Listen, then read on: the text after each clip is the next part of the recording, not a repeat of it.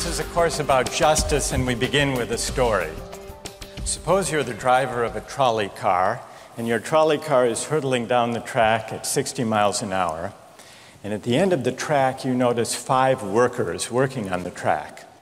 You try to stop, but you can't. Your brakes don't work.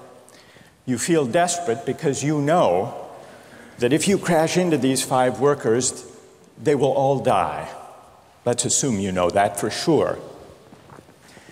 And so you feel helpless until you notice that there is, off to the right, a side track. And at the end of that track, there's one worker working on the track. Your steering wheel works, so you can turn the trolley car, if you want to, onto the side track, killing the one, but sparing the 5. Here's our first question.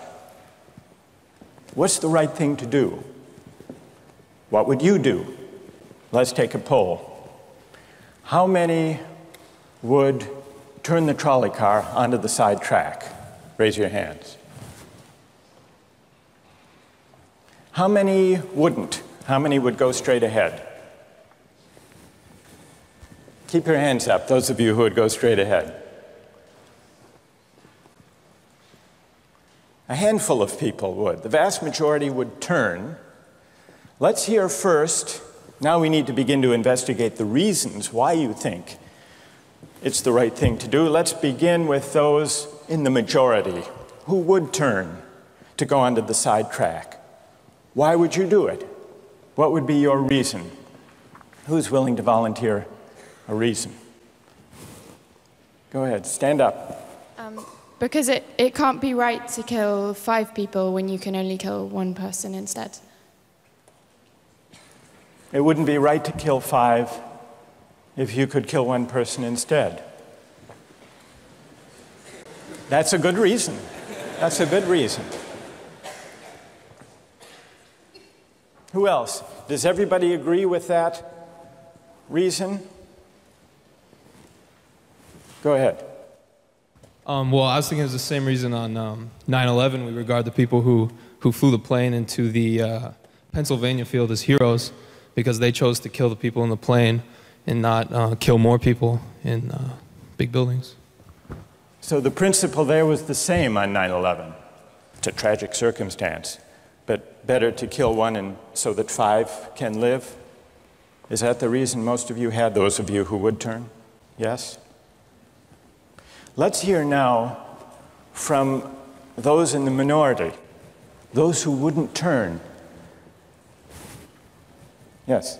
Well, I think that's the same type of mentality that justifies genocide and totalitarianism. In order to save one type of race, you wipe out the other. So what would you do in this case? You would, to avoid the horrors of genocide, you would crash into the 5 and kill them? Presumably, yes. You? Yeah. Okay, who else? That's a brave answer. Thank you. Let's consider another trolley car case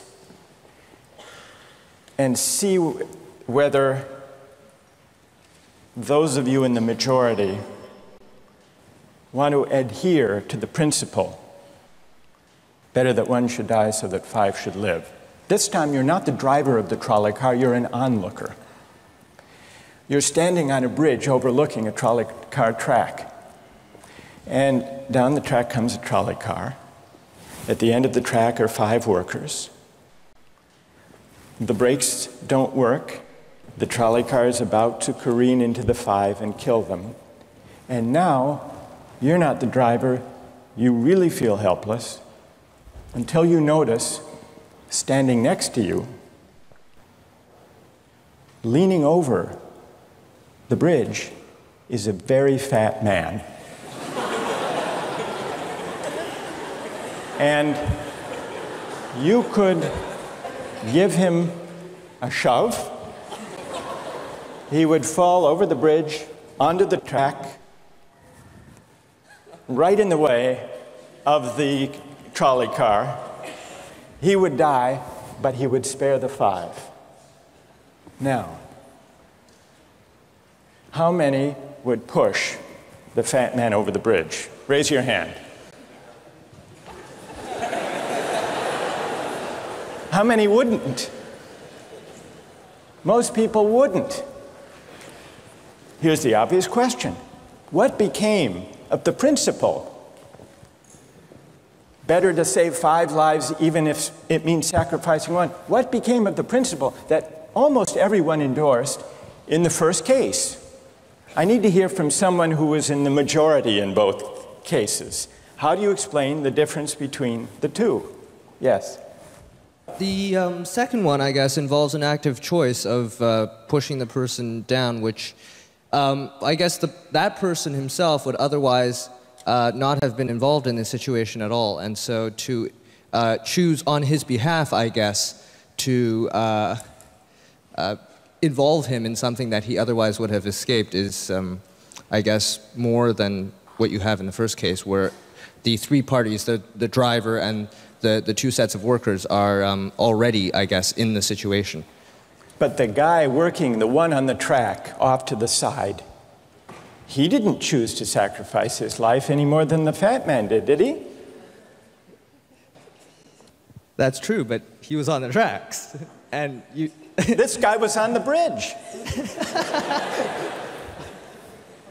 Go ahead, you can come back if you want. All right, it's a hard question. All right, you did well. You did very well. It's a hard question. Who else can find a way of reconciling the reaction of the majority in these 2 cases? Yes? Well, I guess in the first case, where you have the 1 worker and the 5, it's choice between those 2, and you have to make a certain choice, and people are going to die because of the trolley car, not necessarily because of your direct actions. The trolley car is a runaway thing, and you're making a split-second choice, whereas pushing the fat man over is an actual act of murder on your part. You have control over that, whereas you may not have control over the trolley car. So I think it's a slightly different situation. All right, who has a reply? Is that no, that's good. Who has a way, who wants to reply? Is that a way out of this? I don't think that's a very good reason, because you choose to, it's either way you have to choose who dies, because you either choose to turn and kill the person, which is an active conscious thought to turn, or you choose to push the fat man over, which is also an active conscious action. So either way you're making a choice. Do you want to reply? Well, I'm not really sure that that's the case. It just still seems kind of different, the act of actually pushing someone over onto the tracks and killing him. You are actually killing him yourself. You're pushing him with your own hands. You're pushing him. And that's Right. different than steering something that is going to cause death into another. You know, it doesn't good. really sound right saying it now. No, it's good. But I'm up here. It's good. What's your name? Andrew. Andrew. Let me ask you this question, Andrew. Yes. Suppose standing on the bridge next to the fat man, I didn't have to push him. Suppose he were standing over a trap door that I could open by turning a steering wheel like that.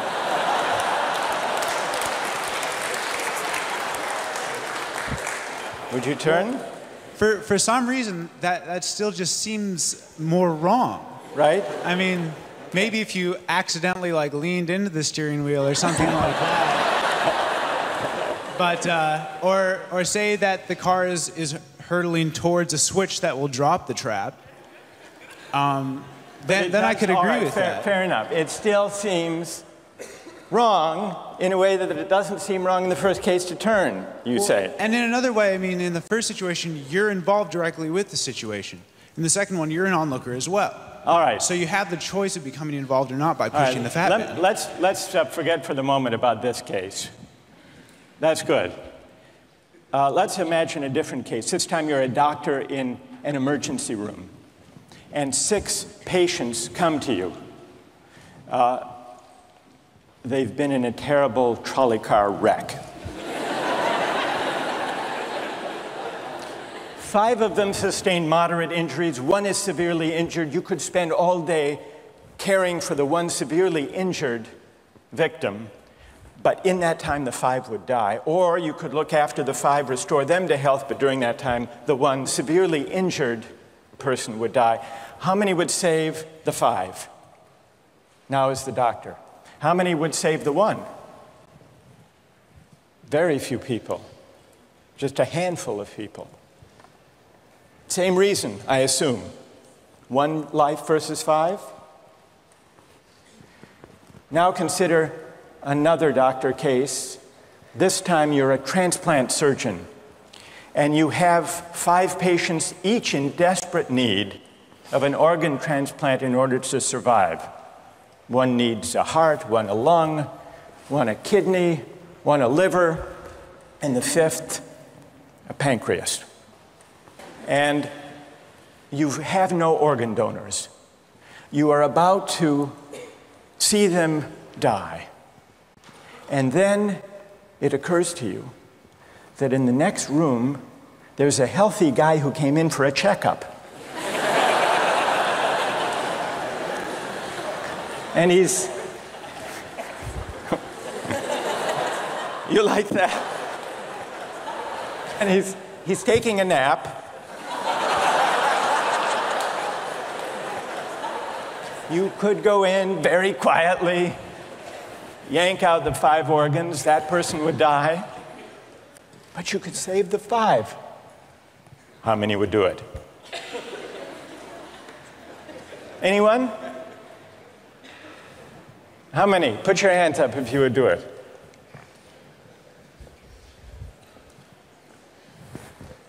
Anyone in the balcony? You would? Be careful, don't lean over too much. What? How many wouldn't? All right, what do you say? Speak up in the balcony, you who would yank out the organs. Why? I'd actually like to explore a slightly alternate possibility of just taking the 1 of the 5 who needs an organ, who dies first, and using their 4 healthy organs to save the other 4. That's a pretty good idea. That's a great idea, except for the fact that you just wrecked the philosophical point. Well, let's step back from these stories and these arguments to notice a couple of things about the way the arguments have begun to unfold. Certain moral principles have already begun to emerge from the discussions we've had.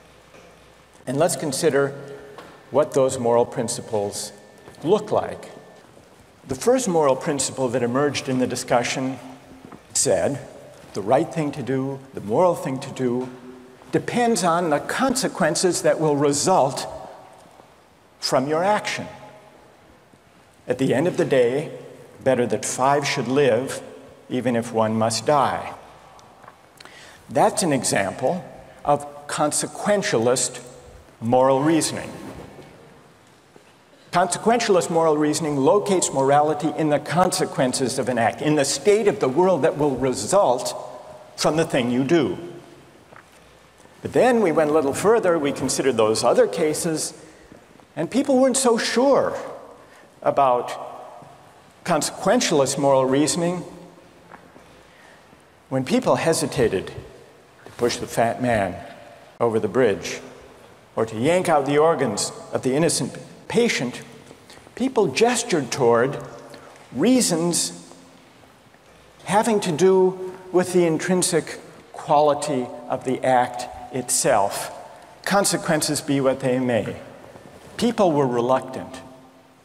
People thought it was just wrong, categorically wrong, to kill a person, an innocent person, even for the sake of saving 5 lives. At least people thought that in the second version of each story we considered. So this points to a second categorical way of thinking about moral reasoning. Categorical moral reasoning locates morality in certain absolute moral requirements, certain categorical duties and rights, regardless of the consequences. We're going to explore in the days and weeks to come the contrast between consequentialist and categorical moral principles. The most influential example of consequential moral reasoning is utilitarianism, a doctrine invented by Jeremy Bentham, the 18th century English political philosopher. The most important philosopher of categorical moral reasoning is the 18th century German philosopher Immanuel Kant. So we will look at those two different modes of moral reasoning, assess them, and also consider others. If you look at the syllabus, you'll notice that we read a number of great and famous books. Books by Aristotle, John Locke, Immanuel Kant, John Stuart Mill, and others. You'll notice, too, from the syllabus that we don't only read these books. We also take up contemporary political and legal controversies that raise philosophical questions. We will debate equality and inequality, affirmative action, free speech versus hate speech, same-sex marriage, military conscription, a range of practical questions. Why? Not just to enliven these abstract and distant books, but to make clear, to bring out what's at stake in our everyday lives, including our political lives, for philosophy. And so we will read these books, and we will debate these issues, and we'll see how each informs and illuminates the other. This may sound appealing enough, but here I have to issue a warning. And the warning is this: to read these books in this way, as an exercise in self-knowledge, to read them in this way carries certain risks. Risks that are both personal and political. Risks that every student of political philosophy has known. These risks spring from the fact that philosophy teaches us and unsettles us by confronting us with what we already know. There's an irony. The difficulty of this course consists in the fact that it teaches what you already know. It works by taking what we know from familiar, unquestioned settings and making it strange. That's how those examples worked. The hypotheticals with which we began, with their mix of playfulness and sobriety.